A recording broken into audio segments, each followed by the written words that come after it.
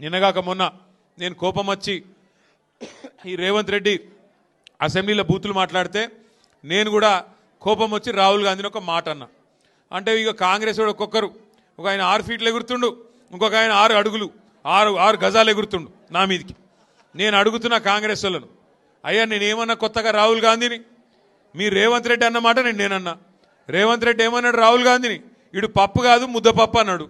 నేనేమన్నా గదే అన్నా. ముద్దపప్పు నిజమే నేనన్నా. దానికి నా మీద ఒకడు 6 ఫీట్లు ఎగురుతుండు, ఒకడు 6 గజాలు ఎగురుతుండు.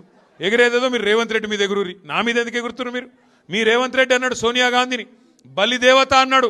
1000 మందిని బలి తీసుకున్న బలిదేవత, 1000 మంది తెలంగాణ పిల్లలను చంపింది ఈమె అన్నాడు. నేను అన్నానా? అది మీ రేవంత్ రెడ్డి అన్నాడు. గసొంటోని తీసుకొచ్చి ముఖ్యమంత్రి చేసిన ఏమనాలి మరి? ఏమనాలి నేను? అందుకే అన్నా, ఆ ముద్దపప్పు గారి గురించి నేను అనలేదు. ముద్దపప్పునన్న రాహుల్ గాంధీని ముద్దపప్పు అన్న రేవంత్ రెడ్డి మీద మీ ప్రతాపం మీద చూపెట్టారు కాంగ్రెస్ వాళ్ళు. మీకు శాతగాక గసంటోని తీసుకొచ్చి ముఖ్యమంత్రి చేసుకున్నారు మీరు. ముద్దపప్పు అన్నాడు మీ రాహుల్ గాంధీని, సోనియా గాంధీని బలిదేవత అన్నాడు, ప్రజలకు అడ్డమైన వాగ్దానాలు ఇచ్చిండు. ఇవాళ ఏమంటారు?